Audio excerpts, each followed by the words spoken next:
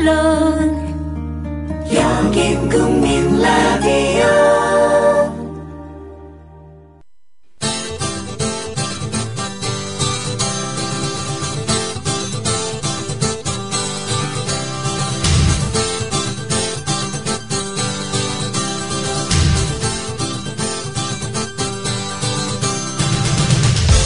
투박하지만 정직하다. 비평을 비평하는 남자 서영석. 그가 바라본 세상. 사설과 칼럼을 통해 오늘을 짚어본다. 서영석의 라디오 비평. 안녕하십니까, 서영석입니다. 조혜나 대한항공 부사장에 대한 서민들의 분노가 하늘을 찌르고 있습니다. 대한항공에서는 조혜나 부사장의 행위가 임원으로서 할 수 있는 행위다라고 얘기를 해서 사람들의 화를 더 돋구고 있는데요. 오늘 저희 페이스북에 저희 고등학교 동기동창이기도 하지만 다른 역사학계의 아주 거두라고 하기엔 좀 그렇고 아주 훌륭한 학자인 주진호 상명대 교수가 페이스북에 조혜나가 왜 잘못됐는지 조목조목 따진 글을 올렸습니다. 해서 소개를 해드릴까 합니다. 주진호 교수는 이렇게 얘기합니다. 1번, 조혜나 부사장은 할아버지가 창업을 한 한진재벌의 3세입니다. 이 회사가 재벌이 될 때까지 그 어떤 힘도 보탠 적이 없는 사람입니다. 그 나이 31살인가요? 그 나이에 부사장이 된 것은 본인의 능력이 아니라 출신 배경 때문이죠. 그렇지 않고서야 대한항공에 입사한 지 7년 만인 31살에 부사장이 됐을 리는 없잖아요? 라고 시작을 합니다. 두 번째, 주진호 교수는 이렇게 얘기를 합니다. 대한항공의 승무원들은 제가 타본 수많은 항공사 가운데 최고라고 해도 과언이 아닙니다. 장시간 비행 중에 흐트러짐 없이 그러면서도 진심 어린 얼굴로 서비스를 합니다. 제자 중에서도 승무원들이 있고 되고 싶어하는 학생도 있습니다. 하지만 말리고 싶을 정도로 육체적으로 또 정신적으로 중노동입니다. 그중에서 사무장 정도가 되면 그런 과정을 적어도 15년에서 20년을 거친 베테랑들입니다. 그가 바로 승객들에게 제공하는 기내 서비스의 최고 책임자로서 전문 직업인이지요. 이분들 정말 노련하게 승무원들을 리드해 나갑니다. 그런데 사무장 없이도 열 몇 시간 비행해도 무방하다는 것을 이번에 보여주었네요. 그런 사람이 어떻게 매뉴얼의 패스워드를 읽는 실수를 했을까요? 분명히 평소 같으면 그랬을 리 없겠죠. 조혜나 부사장이 이 같은 행동을 처음 하는 것이 아니어서 긴장하고 당황했겠죠. 더욱이 어느 집안의 부사장이니까요. 그런데 기내 서비스에 대해 불만이었던 것은 승객이 아니라 바로 부사장이었습니다. 사무장이나 승무원들이 승객의 불만을 처리하고 제대로 대처하지 못했다면 부사장으로서 문제 삼을 수 있었을 겁니다. 그 경우에도 다른 승객들을 모르게 조용히 처리했어야죠. 그런데 자신이 느낀 불만 때문에 사무장을 내리게 하려고 후진을 시킨 것은 승객들에게 막대한 피해를 항공사 경영진이 스스로 범한 겁니다. 조혜나 부사장이 베테랑 사무장을 내리라고 명령할 수 있는 근거를 만들기 위해 기장과 협의했다는 해명은 철부지 공주님을 보호하려고 대한항공이라는 항공사를 엉터리로 전락시켰습니다.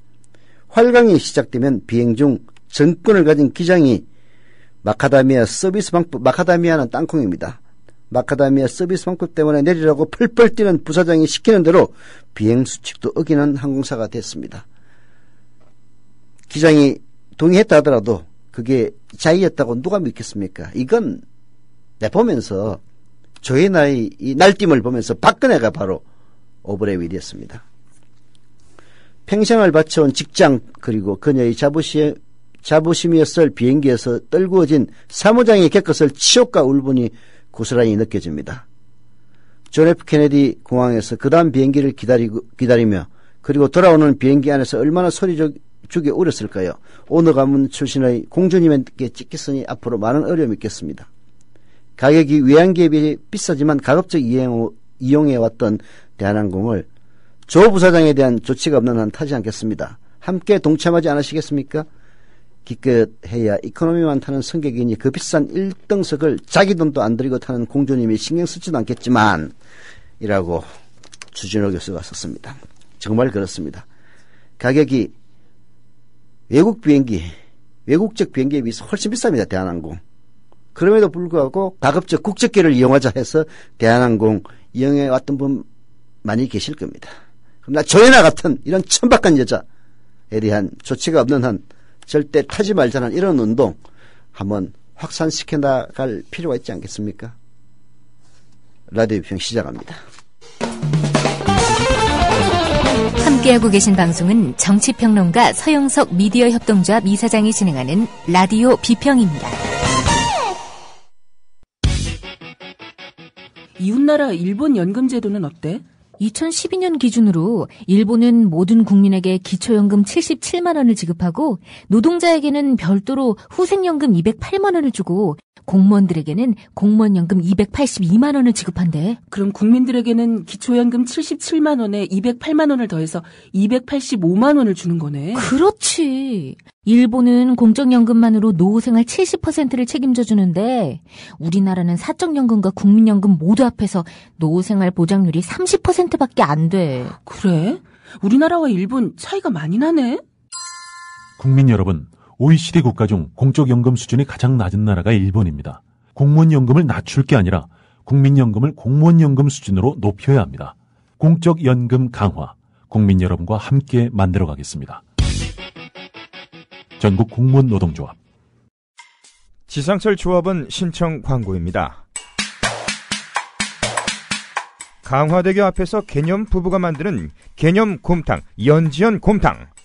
연지연이란 가마솥의 장작불로 온종일 구워내는 곰탕을 서로 나누어 이어지는 인연이란 뜻입니다. 연지연 곰탕이 민주주의를 열망하는 조합원 여러분과 국민의 건강을 책임지겠습니다. 곰탕 포장 판매는 한 팩 800g에 7,000원이며 7팩 이상은 무료 배송으로 드립니다. 연지연 곰탕은 강화대교 입구에 위치해 있습니다. 단체 주문 예약 및 포장 주문 전화번호는 010-7252-1114, 010-7252-1114, 031-989-9968. 조합원 단체 예약은 10% 할인해드립니다.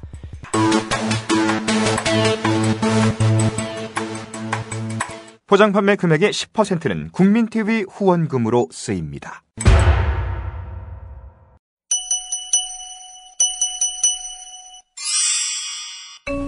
안녕하세요. 기생충 박사 서민입니다. 개미 몸속에 창형흡충이라는 기생충이 살고 있었습니다. 이 기생충은 소의 몸속으로 들어가야 어른이 돼서 자손을 번식시킬 수 있었지만 소가 개미를 먹지 않는 게 문제였습니다. 창형흡충은 방법을 찾았습니다. 개미 머릿속에 들어가 개미를 조종함으로써 개미로 하여금 소가 먹을 풀에 매달려 있게 만들었어요. 결국 창형흡충은 어른이 돼서 알을 낳을 수 있었습니다. 꿈을 가지고 있으면 그 꿈을 이루는 방법도 찾아내기 마련이라는 것을 창형흡충은 잘 보여줍니다. 국민TV 청취자 여러분, 당신이 꿈꾸는 세상은 어떤 것인가요? 참여연대가 그 꿈을 함께 실현해 나가겠습니다. 회원 가입은 전화 02-723-5300번으로 연락 주십시오. 시민의 힘으로 운영되는 참여연대는 정부의 지원금을 받지 않습니다. 정말 대통령이 걱정스럽다는 이런 이야기들 많이 나오고 있습니다. 예, 오늘 보니까요, 한국일보에 이충재 논술위원이 대통령이 걱정스럽다는 제목의 칼럼을 실었습니다. 그 칼럼의 서두에 이렇게 나옵니다. 2010년 세종시 수정 논란이 벌어졌을 때 한나라당 대표인 정몽준 의원이 고사성어 미생지신을 들어 세종시 원안을 고소하는 박근혜 전 대표를 공격했다. 미생이 애인과의 약속을 지키기 위해 비가 많이 오는데도 다리 밑에서 기다리다가 익사했다. 이게 바로 어리석은 믿음, 미생지신이라는 이야기입니다. 요즘 나오는 미생은 바둑 용어 미생, 아직 살지 않았다는 뜻이고요. 여기서 나오는 고사에 나오는 미생은 사람 이름입니다. 미생지신의 고사를 들어서. 그러자 박근혜 전 대표 못 받아칩니다. 미생에게는 진정성이 있었고 연인에게는 진정성이 없었다. 약속을 지킨 미생이 왜 비난받아야 하는가? 그는 죽었지만 신뢰를 지킨 기감이 된 것이다. 라는 논쟁에서 정몽준은 완패했고 박근혜는 신의를 소중히 하는 정치인이라는 평가를 받게 됩니다. 아버지 박정희 전 대통령의 피살은 박근혜 대통령에게 배신 트라우마를 남겼습니다. 아버지가 죽음에 이르게 된 과정도 그렇지만 아버지가 대통령일 땐 한자리에 얻어버리고 구름처럼 모였던 사람들이 등을 돌리는 모습을 지켜보면서 배신감에 치를 떨었을 겁니다. 그런 경험은 박근혜 대통령을 주변 사람들에게 좀처럼 마음을 열지 않는 폐쇄적 성향으로 이끌었고요. 18년간의 직거를 끝내고 1998년 정계에 입문할 때도 자신을 도왔던 사람이 청년회 그리고 지금 청와대 비서관 4인방이었는데 한 명 죽었습니다. 3인방이었습니다. 어렵고 외로울 때부터 줄곧 곁을 지켜왔던 사람들에게 신뢰를 보내는 것은 가족 이상의 애정과 신뢰를 보내는 것이 어찌 보면 당연할 법도 하다라고 이충재 논술위원은 지적을 하면서 이렇게 얘기합니다. 박 대통령이 국회의원 신분에 머물렀다면 보좌진과의 이런 관계는 미담으로 보일 수도 있다.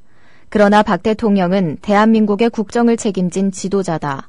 개인적인 삶의 궤적에서 비롯된 비밀스럽고 폐쇄적인 인간관계는 더 이상 유효하지 않을 뿐더러 국정 운용에 엄청난 악영향을 미친다. 이번 파문은 정 씨와 비서관 3인방 등 측근 세력과 박 대통령의 동생인 박지만 이쥐 회장 간 권력 다툼이 발단이 됐다는 게 정설이다. 한국 정치의 전근대적 수준을 드러내는 것이긴 하지만 정권마다 핵심 측근과 친인척 간 갈등은 늘 있어 왔다.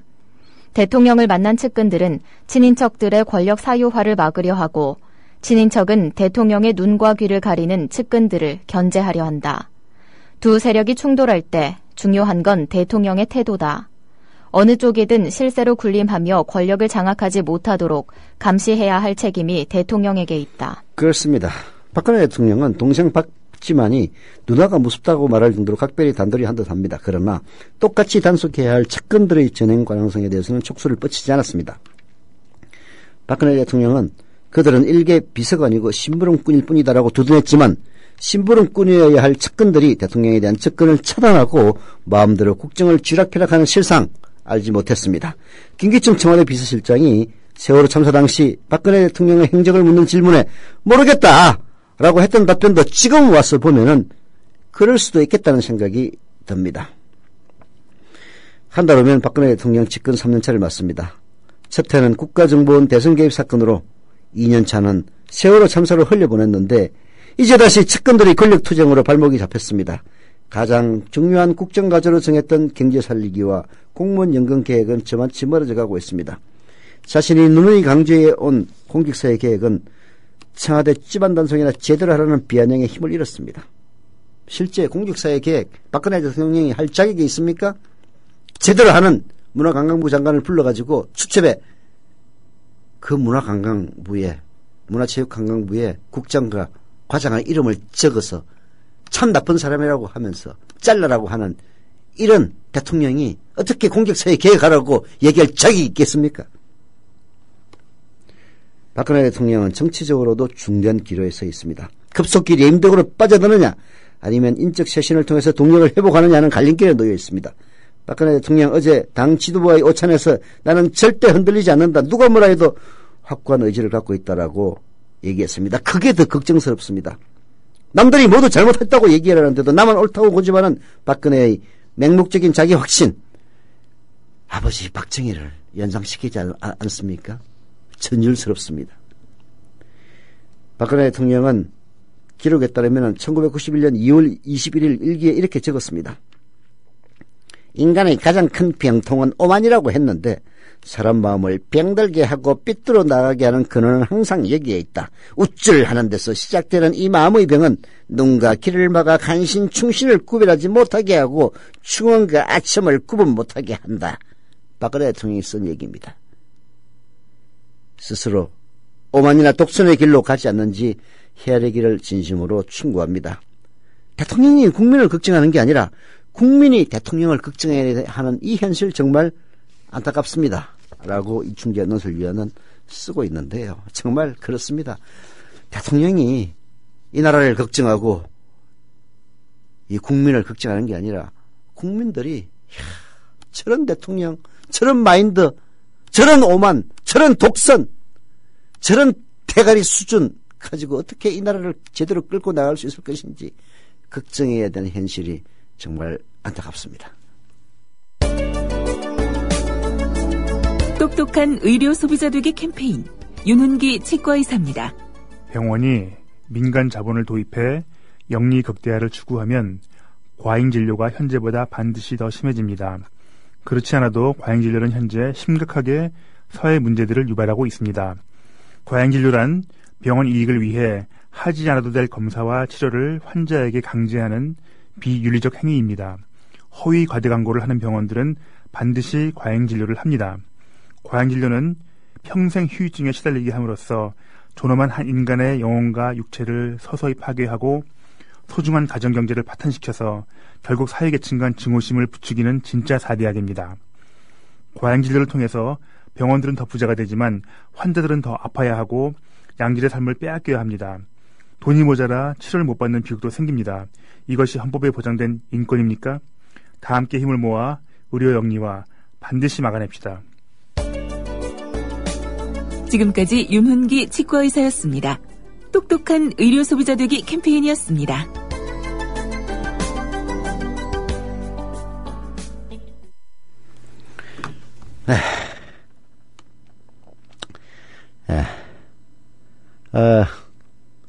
잘 안 보여가지고 그렇습니다. 남 NAMLRNS2님 도저히 이거 읽을 수가 없네. 예, 조합원가입 출자금 나이 감사드립니다. 서울 마포구 합정동에 닉네임이 아주 멋있습니다. 동네 노는 언니님 조합원가입 출자금 납입 감사드립니다. 그리고 산소 같은 남자 아브라카다브라, 그리고 한병무님, 그리고 원무칼님, 서울 서대문 홍제동네 사시네요. 조합원가입 감사드립니다. 출자금 납입도 조속히 해주시기를 거듭 당부드립니다. 그리고 가입하신 조합원 분들은 매월 조합비도 납부를 해주시기를 거듭 당부드립니다.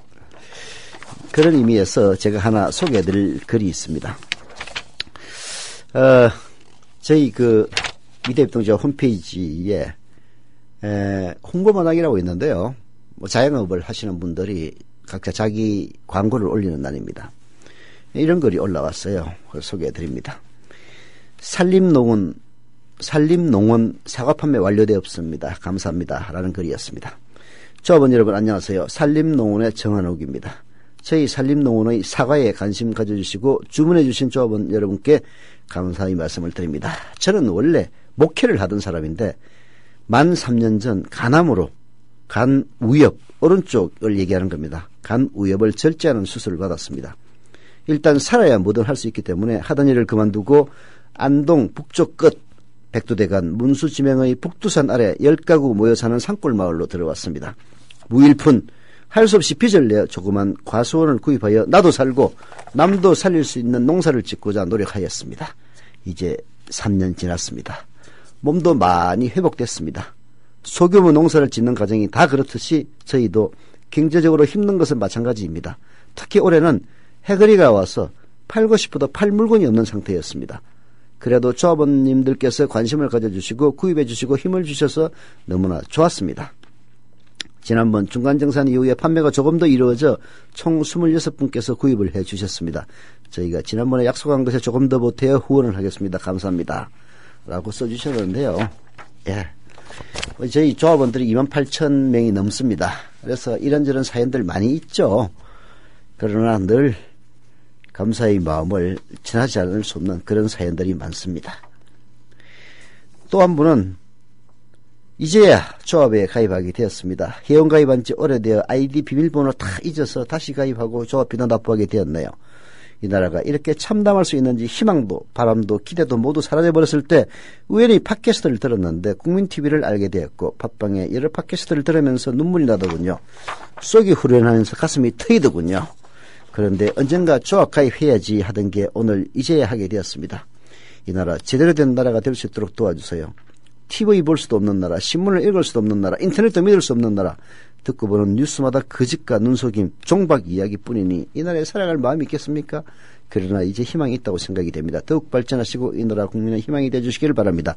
어제 조합원에 가입하시면서 1대1 대화를 통해서 저희 직원에게 정한 말이라고 합니다.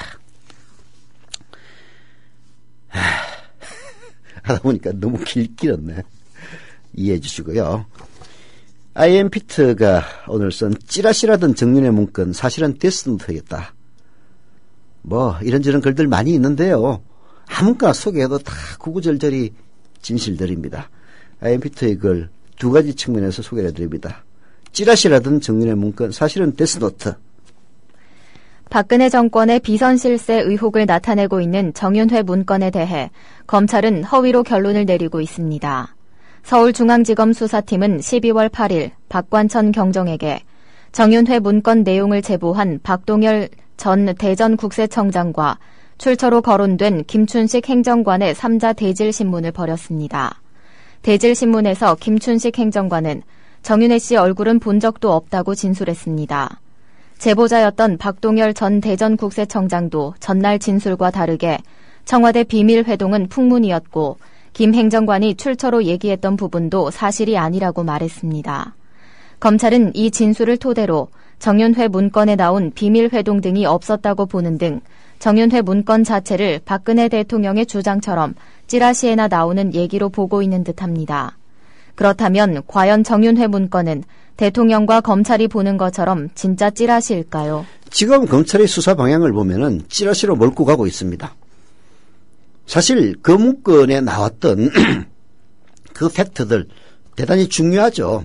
그러나 더 중요한 것은 그런 문건이 나올 정도로 사실상 아무 근황과 책임이 없는 사람들이 국정을 농단해 왔던 사실입니다. 그런 부분에 대해서는 전혀 수사의 손길이 미치지 않고 있습니다. 그 회동이 있었느냐 없었느냐. 회동이 없었다면 나머지는 다 수사할 필요도 없이 거짓말이다 라는 식으로 몰아가겠다. 이건 박근혜 대통령이 두 차례에 걸쳐서 검찰에 가이드라인을 준 그 선을 절대로 넘지 않는 수사입니다. 이거 보나마나 틀림없이 특검으로 갑니다. 박근혜 대통령 당선의 1등 공신이었다던 그 무슨 교수, 중앙대 지금 명예교수인가? 그냥 이상돈 교수 또 그랬다면서요. 이거야말로 정말 특검감이라고요. 과연 진짜 찌라시냐? I.M. 피트는 이렇게 얘기합니다. 정윤의 문건을 찌라시로 보기 위해서는 문건에 나온 이야기가 과연 사실이냐 아니냐로 판단을 해야 한다라고요. 정윤의 문건을 처음 보던 세계일보, 청와대 문건을 모두 공개한 것이 아니라 일부 내용은 검은색으로 칠해 알아볼 수 없도록 했습니다. 검게 칠한 부분에 새롭게 밝혀진 내용에는 이정현 청와대 전 홍보수석에 대한 이야기 나옵니다. 이정현, 근본도 없는 놈이 VIP 한 명만 믿고 설치고 있다. VIP 눈 밖에 나가기만 하면 한 칸에 날릴 수 있다. 안비서관, 안봉근 비서관입니다. 안비서관이 적당한 건수를 잡고 있다가 때가 되어 내가 이야기하면 VIP께 보고할 수 있도록 하라 라는 내용입니다. 물론 안봉근 비서관은 이런 얘기 사실 무근이라고 얘기합니다. 그런데 정윤의 문건에 이정현 청와대 홍보수석에 관련된 건수가 나오면 바로 날릴 수 있도록 하라는 얘기가 있었는데 그 얘기가 진짜 사실이 된다는 이야기입니다. 정윤의 문건이 작성되고 나서 몇 달 뒤인 2014년 6월 이정현 청와대 홍보수석이 갑자기 사표를 내고 박근혜 대통령 이를 수락합니다. 당시 KBS 보도 개입 사태에서 기란연 사장을 통해 청와대의 뜻을 전달했던 인물로 지목된 이정현 청와대 홍보수석은 야당의 청와대 개입 공세와 KBS 기자협회, 언론시민단체 등에 고발당하기도 했습니다. 재보궐 출마 때문이라고 보기에는 이상했던 점이 갑자기 동작을이 아니라 전남 순천 곡성에 출마했기 때문입니다. 사실은 이정현이 죽으라고 거기 내보낸 거예요. 근데 운 좋게 살아서 온 겁니다. 박근혜 이 남자가 새누리당에 불리한 야당 텃밭에 출마한다는 게 말이 됩니까? 모험입니다. 결국 정윤의 문건에서 나온 얘기처럼 이정현 청와대 홍보수석도 KBS 보도 개입 사태로 건수를 잡혔고 청와대에서 퇴출당했다. 이렇게 봐도 전혀 무리가 아닌 겁니다. 정윤회 문건에는 이정현 청와대 홍보수석 이외에 다른 인물이 또 나옵니다. 박근혜 정권 처음으로 임명된 김덕중 국세청장입니다. 정윤회 문건에는 김덕중 국세청장이 일을 제대로 못한다, 장악력이 부족하다는 얘기가 나옵니다. 한마디로 국세청장으로 일을 못하니 이 사람도 그만둬야 한다는 의미입니다. 그러나 실제 김덕중 국세청장은 국세청 내부에서는 일을 잘한다고 평가를 받았습니다. 전임 국세청장의 비리 등으로 문제가 있던 국세청 조직을 제대로 관리했고 박근혜 대통령이 원하는 경제 활성화 등에 대한 업무도 빠르게 처리하기도 했습니다. 그다지 큰 문제가 없었던 김덕중 국세청장. 문건이 작성된 지 7개월 뒤 돌연 퇴임합니다. 2014년 8월 19일 퇴임한 김덕중 국세청장은 퇴임 전날에도 지방순실을 다녔습니다. 무슨 얘기냐? 자기 퇴임할 줄 몰랐다는 얘기입니다. 일부에서는 연예인 송혜교 씨의 탈세무마 로비 의혹 때문이라고 하지만 그 부분은 국세청장 퇴임의 사유가 되기엔 너무나 약했습니다. 국세청 내부에서는 국세청 내부를 단속하기 위해 연말쯤에 내각 개편 등에 포함될 수 있다고 전망했지만 김덕중 국세청장은 돌연 퇴임합니다. 김덕중 국세청장이 퇴임하기 7개월 전 2014년 1월 정윤회 문건에는 이미 그가 제대로 일을 못할 것이라고 예언을 했는데 그 예언이 딱 적중한 겁니다. 더 웃기는 게 여기에 있습니다. 어제 세계일보가 보도하기도 한 건데요. 우리 또 IMPT가 절대 이 부분 놓치지 않습니다. 청와대 신동철 정무비서관, 조인근 연설기록비서관, 음종환 홍보기획비서관실 행정관, 김춘식 행정관, 이창근 제2부속실 행정관 등은 세계일보 사장 등을 출판물에 의한 명예훼손 혐의로 서울중앙지검에 고소했습니다. 세계일보 사장 등을 고소한 청와대 행정관들은 십상시로 거론됐던 인물들입니다. 그런데 이들은 도대체 자신들의 이름을 어떻게 알게 됐을까요? 정윤회 문건을 처음 보던 세계일보는 십상시로 불리는 명단을 공개한 적이 없습니다. 본인 실명을 알기 위해서는 정윤회 문건을 봐야 합니다. 그렇다면 이들은 정윤회 문건을 직접 보고 고소했다고 봐야 됩니다. 이상한 점은 명단에 있지도 않은 비서관이 자신도 문건 속의 십상시라고 세계일보를 고소했다는 점입니다. 박근혜 대통령 정윤회 문건을 찌라시라고 했습니다. 검찰도 그저 풍문을 모아놓은 근거 없는 얘기라고 보고 있습니다. 찌라시라던 정윤회 문건에 나온 인물들이 청와대와 공직에서 퇴출당하고 보지도 않은 문건에 자신들의 이름이 있다고 검찰에 고소하고 있습니다. 마치 만화와 영화에 나오는 데스노트처럼 그 결과는 너무 무서울 정도로 정확합니다. 도대체 이토록 정확한 얘기를 우리는 찌라시라고 봐야 될까요? 아니면 진짜 죽음이 이루어지는 데스노트로 봐야 할까요? 무서울 정도로 정확한 정윤회 문건을 보노라면 찌라시도 그저 찌라시로 봐서는 안 되는 나라인 것 같습니다. 우리 밴드에 전주에 오신다고 공고를 내셨더라고요. 그래서 식사를 대접 한번 했으면 좋겠다라고 하셔서 흔쾌히 제가 식사 준비는 하겠다라고 말씀을 드려가지고 세월호 유가족이 6.5kg의 십자가를 들고 안산에서 진도로, 진도에서 대전으로 가던 길. 함께 동행하기도 했고 길목마다 식사를 대접했던 따뜻한 이웃이 있었습니다. 바로 미디어 협동조합 조합원이었습니다. 그 가운데 한 명, 전주에서 음식점을 운영하는 조합원 수정원 님입니다. 상황버섯 닭백숙하고요. 그 한우 전문점을 하시는 분이 그분께서도 불고기를 협찬해 주시고 해가지고 이제 밥이랑 해서 반찬 이렇게 싸서 제가 좀 보내드린 적이 있고요. 하루빨리 특별법이 통과가 돼서 진상규명이 이루어져서 유가족들의 가슴 아픈 그런 부분들을 빨리 풀어줘야 된다라고 생각하고 있습니다. 착한 사람들이 만드는 아름다운 공동체 미디어 협동조합에 여러분을 초대합니다. 미디어 협동조합 홈페이지 국민.tv 또는 서울전화 3144-0933 서울전화 3144-7737로 신청하실 수 있습니다.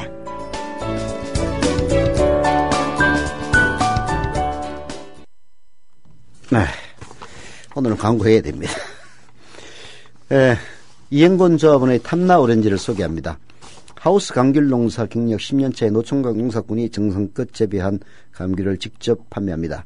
하우스 안에서 재배하여 당도가 13브릭스 이상 나오기 때문에 프리미엄 브랜드 블루처로 판매되는 감귤입니다. 향이 좋고 과즙이 풍부한 신품종 감귤 레드향, 황금향도 있고요. 홈페이지는 탐나오렌지.com, 네이버 다음에서 탐나오렌지로 검색하세요. 모바일에서도 주문 가능합니다. 연락처는 010-2827-3917, 010-2827-3917 전화나 문자 주시면 됩니다. 광고였습니다.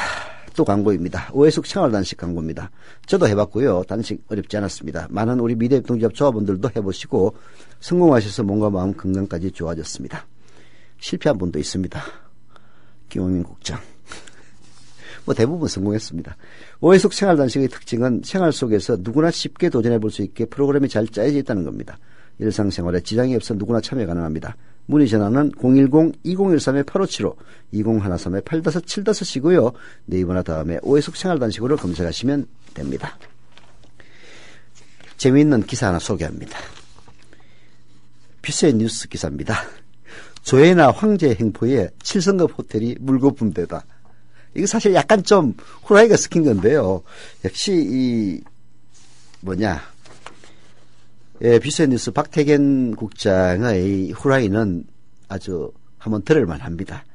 조혜나의 황제 행포에 7성급 호텔이 물거품되다. 한번 들어보시죠.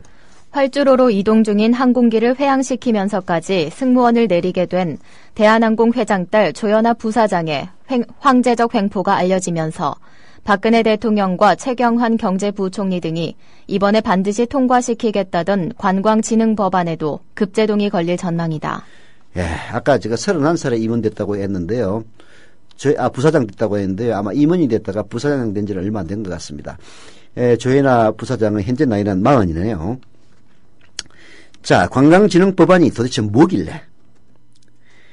경복궁 옆 종로구 송현동 옛 미국 대사관 숙소부지에 그 숙소부지 대한항공이 갖고 있습니다. 대한항공 소유죠.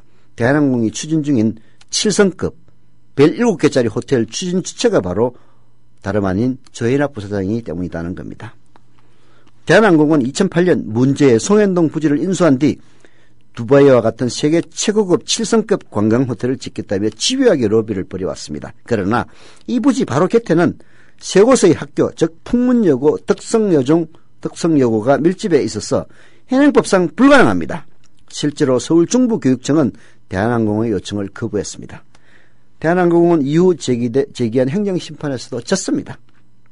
그러자 대한항공은 새로운 법을 만들어 호텔 건립을 관철하려 했고 그 산물이 다름 아닌 바로 관광진흥법 개정안입니다. 관광진흥법 개정안을 통과시켜서 학교가 밀집해 있는 바로 덕성여고 바로 옆에 있는 그 부지입니다. 거기에다가 7개짜리 호텔을 짓겠다고 바로 그 옆에 경복궁이 있는데 박근혜 대통령은 오래전부터 대한항공 손을 들어줬다. 박 대통령은 2013년 9월 무역투자진흥회의에서 학교 인근에 들어서길 바라는 호텔의 애로사항을 점검하고 개선 방안을 검토하라고 지시했다.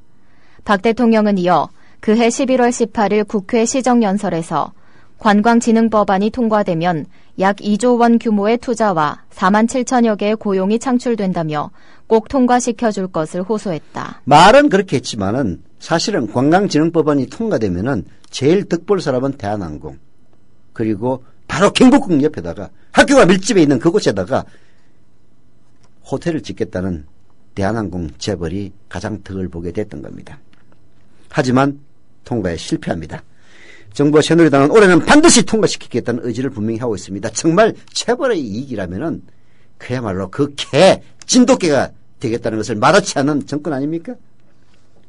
박근혜 대통령의 최측근인 안종범 청와대 경제수석은 지난 1일 경제동향 브리핑에서 30대 중점 법안은 아직 한 건도 본회의를 통과하지 못하고 있어 국민의 예망에 부응하지 못하고 있는 상황이라며 30대 법안 중 하나인 관광진흥법이 반드시 통과돼야 한다고 강조했습니다. 박근혜 정부 실세인 최경환 경제부총리 역시 지난 5일 확대간부회의에서 남은 국회 일정 동안 관광진흥법, 서비스산업기본법, 부동산 3법 등 경제활성화 법안 통과에 집중력을 발휘해달라고 지시했습니다. 이처럼 박근혜 대통령과 최측근들의 집중 지원 사격에 7성급 호텔 추진을 주도해온 조혜나 부사장은 강한 자신감을 드러내왔습니다. 조 부사장은 최근 기자간담회에서 호텔이라고 와전된 바 있지만 한진그룹에서는 복합 문화단지를 만들겠다고 계속 얘기해왔다. 그 목적이나 목표는 빼남이 없다. 라면서 강행 의지를 굽히지 않았죠. 하지만 조 부사장의 이번 전행이 알려지면서 범국민적 비난 여론이 비등하자 7성급 호텔의 꿈은 사실상 물거품이 되는 분위기다. 특히 조 부사장은 앞서 하와이 원정 출산 논란에다가 이번 파동 전에도 직원들 위에 군림하다가 무리를 빚은 적이 한두 번이 아니어서 국민적 반감이 드세다. SNS에서는 비선 국정 논란에 휩싸인 박 대통령과 조 부사장을 싸잡아 비난하는 글들도 쇄도하고 있다. 전우용 역사학자의 경우 8일 트위터를 통해 대한항공 세습 부사장이 자신에 대한 서비스에 불만을 품고 승객의 안전은 도외시한 채 비행기를 후진시켜 사무장을 내리게 했군요. 독재는 혼자 하는 게 아닙니다. 이런 작은 독재자들이 독재 체제를 떠받치는 기둥입니다라고 질타했다. 그렇습니다. 독재는 혼자 하는 게 아닙니다. 이런 작은 독재자들이 독재 체제를 떠받치는 기둥인 겁니다. 노회찬 전 정의당 의원도 페이스북을 통해서 권력을 올바로 사용할지 모르는 또 한 분이라면서 박근혜 대통령에 빗댄 뒤에 빨리 내려야 합니다. 라면서 조현아 부사장직 사퇴를 촉구했는데요. 사실 진짜 하고 싶은 이야기는 박근혜 대통령이 대통령직에서 사퇴해야 대한민국 제대로 돌아갈 것 같은 느낌입니다. 조합원 여러분, 미디어 협동조합 국민TV 사무국장 조상훈입니다. 지난 1년 국민TV는 여러분의 출자금으로 운영됐습니다.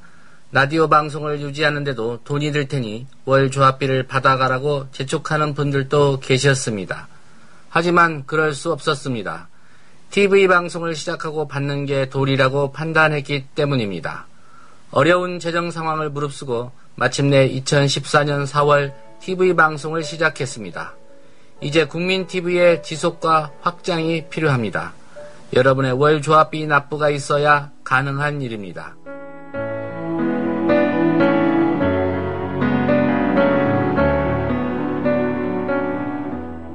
월 11,000원의 조합비 납입.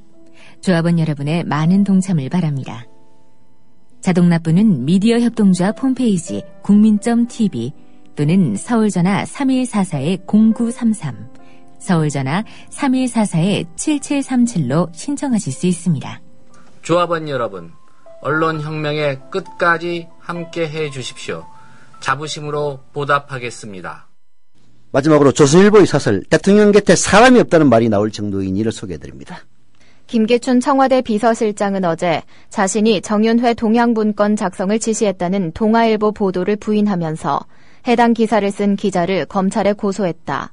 이 문건에 거론된 문고리 3인방 청와대 비서관들도 정 씨와 함께 이 사건을 처음 보도한 세계일보를 고소해 검찰에서 수사가 진행되고 있다. 불과 열흘 사이에 청와대 비서실장과 핵심 비서관들이 언론사와 기자들을 잇따라 고소하는 드문 일이 벌어졌다. 청와대 대변인은 이날 앞으로도 이런 류의 보도에 강력 대응하겠다고 했다. 이번 사태가 불거진 이후 청와대에서 나온 조치는 이런 식의 언론 대응뿐이다. 이 정부에서 장관을 지냈거나 불과 얼마 전까지 청와대에서 함께 일했던 사람들이 언론에 나와 정 씨와 문고리 3인방의 전횡을 폭로하고 있다. 반면 청와대와 여당 어디에서도 박근혜 대통령을 적극 변호하거나 이 정권을 지키겠다고 팔을 걷고 나서는 사람을 찾기 어렵다. 조선일보 사설입니다. 조선일보 사설. 사실 권력자가 법에 호소하는 거는요, 정말 웃기는 일입니다. 노무현 정권 때 법에 호소한 일 많이 있었죠. 그러나 그때는 검찰이나 국정원 등을 완전히 손에서 놓았을 때입니다.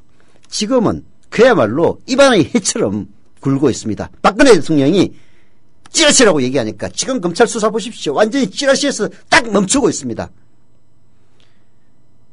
이런 권력이 언론사를 고소하는 거는요, 그야말로 재벌이 거지 쪽박 깨려고 거지를 고소하는 것하고 똑같습니다. 그러니 누가 이 정권에게 이 정권을 지키겠다고 팔을 걷고 나서겠습니까? 나라도 안 그러겠습니다. 박 대통령이 현 상황에 대해 제대로 된 보좌를 받고 있는지도 의문이다. 박 대통령은 새누리당 지도부를 만난 자리에서 이번에 나온 의혹들에 대해 찌라시에나 나올 터무니없는 얘기라고 못 박았다. 이 발언은 야당이 공격하는 빌미가 됐고 검찰에 수사 가이드라인을 제시한다는 것이라는 논란으로 이어졌다. 대통령의 말처럼 문건에 나온 각종 의혹들이 사실이 아닌 것으로 판명될 가능성이 작지 않다. 문제는 이 문건이 대통령 주변 인사들 간의 내분 또는 암투의 결과물로 만들어졌다는 사실이다. 그렇다면 대통령은 응당 잘못된 부분을 바로잡고 어떻게 쇄신으로 나아갈 것인지를 고민하는 모습을 보여줘야 했다. 그것이 국민이 원하는 해법이고 국민을 위하는 길이다. 그러나 청와대 참모 중 누구도 대통령에게 이런 직언을 하거나 대통령을 만류하지 않았다. 새누리당 지도부는 현장에서 박수를 쳤을 뿐이다. 이번 사태에서 국민 눈에는 대통령 한 사람밖에 보이지 않는다라고 조선일보는 지적합니다. 해명도 부인도 반박도 대통령 혼자서 다 하고 있다. 이런 이 비판과 공격도 대통령이 모두 안 할 수밖에 없다. 말하자면은 대통령 주변에 있는 인간들이 대통령을 대신해서 방심하기를 해야 된다라고 조선일보는 충고하고 있는 건데요. 아니 자기 말 안 듣는다고 장관을 외국 나간 장관을 잘라버리고 그리고 지방순실적인 국세청장을 자르는 이런 정권에 누가 충성하겠습니까? 아휴, 조선일보도 정신 차리세요. 라디오 평 마칩니다. 2015년 고래 잡으러 갑시다! 2015년 해맞이 행사가 2014년 12월 31일 수요일 오후부터 이튿날 2015년 1월 1일 목요일 오전까지 주문진 앞바다가 눈앞에 펼쳐져 있는 강원도 강릉 청소년 해양수련원에서 열립니다. 서영석, 김용민의 정치 토크, 정영진의 불금쇼 생방송 공개방송으로 함께하고 조합원 모두가 해돋이 장관을 함께 바라보며 한 해 희망을 기원하는 시간으로 꾸밉니다. 가족 단위의 참여를 환영하며 푸짐한 먹을거리, 어린이를 위한 특별한 시간도 약속합니다. 자세한 안내는 국민TV 홈페이지 지역협의회 모임 안내 게시판을 참고하세요.